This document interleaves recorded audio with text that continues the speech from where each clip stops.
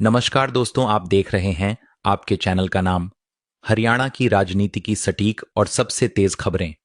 आज हम बात करेंगे आने वाले 2026 विधानसभा चुनावों की, जहां हर पार्टी अपनी सियासी बिसात बिछा रही है। भाजपा विकास के मुद्दे पर फिर से जनता के बीच जा रही है, वहीं कांग्रेस, जेजेपी, आईएनएलडी और एएपी सब मिलकर सत्ता के लिए नई रणनीतियां बना रहे हैं। आने वाले महीनों में जो भी होगा वो तय करेगा हरियाणा का भविष्य। हरियाणा में भाजपा पिछले करीब एक दशक से सत्ता में है।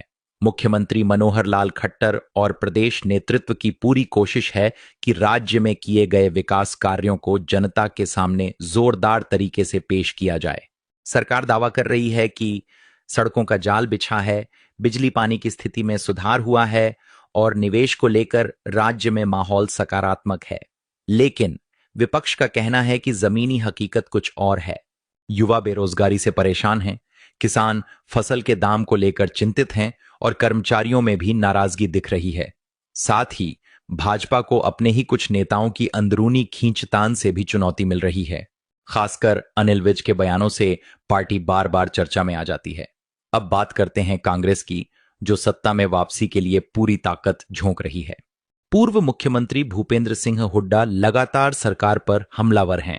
उनकी जन संवाद यात्रा आने वाले दिनों में हर जिले में जाएगी, जहां कांग्रेस जनता से सीधा संवाद करेगी। हुड्डा बार बार यह कह रहे हैं कि भाजपा ने युवाओं से रोजगार के झूठे वादे किए, किसानों को एमएसपी नहीं मिल रही और महंगाई ने आम आदमी की कमर तोड़ दी है। कांग्रेस की रणनीति साफ है, जनता के असंतोष को भुनाना और भाजपा के विकास एजेंडे को चुनौती देना।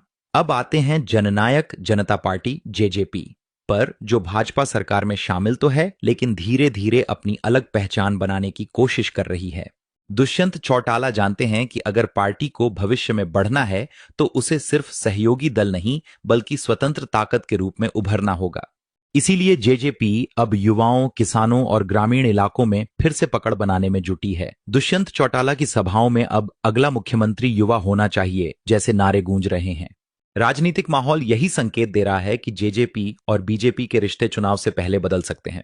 अभय सिंह चौटाला की पार्टी आईएनएलडी भले ही पिछले चुनाव में कमजोर पड़ी थी, लेकिन हाल के महीनों में उन्होंने लगातार जमीनी संपर्क बढ़ाया है। आईएनएलडी का दावा है कि वे जनता की असली आवाज हैं। अभय चौटाला की सभाओं में भीड़ बढ़ रही है और कुछ इलाकों में पार्टी फिर से सक्रिय हो गई है। राजनीतिक विशेषज्ञ मानते हैं कि अगर चौटाला परिवार एकजुट होता है तो यह हरियाणा की राजनीति का गेम चेंजर साबित हो सकता है। दिल्ली और पंजाब में सरकार बना चुकी आम आदमी पार्टी एएपी अब हरियाणा में भी मैदान में उतर चुकी है। अरविंद केजरीवाल और उनके नेताओं ने घोषणा की है कि वे परिवर्तन यात्रा के जरिए जनता तक पहुंचेंगे।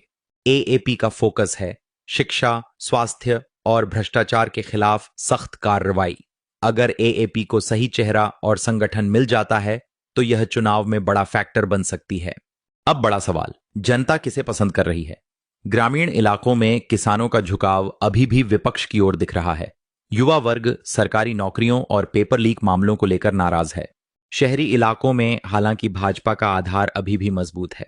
राजनीतिक विश्लेषक मानते हैं कि अगर भाजपा अपनी विकास छवि बचाने में सफल रही तो उसे फायदा मिल सकता है, लेकिन अगर विपक्ष एकजुट हुआ तो मुकाबला बेहद कड़ा हो जाएगा।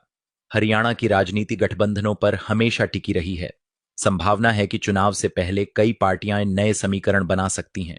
कांग्रेस और एएपी के बीच बातचीत की चर्चा है, वहीं आईएनएलडी और जेजेपी अगर साथ आते हैं तो यह भाजपा के लिए बड़ा सिरदर्द साबित हो सकता है। तो दोस्तों, अब आप बताइए 2026 में किसकी बनेगी सरकार? क्या भाजपा फिर से वापसी करेगी या जनता बदलाव का मूड बना चुकी है? अपनी राय नीचे कमेंट सेक्शन में जरूर बताइए। अगर वीडियो पसंद आए तो लाइक, शेयर और सब्सक्राइब करना ना भूलें। मिलते हैं अगली वीडियो में हरियाणा की और ताजा राजनीति के अपडेट के साथ। धन्यवाद।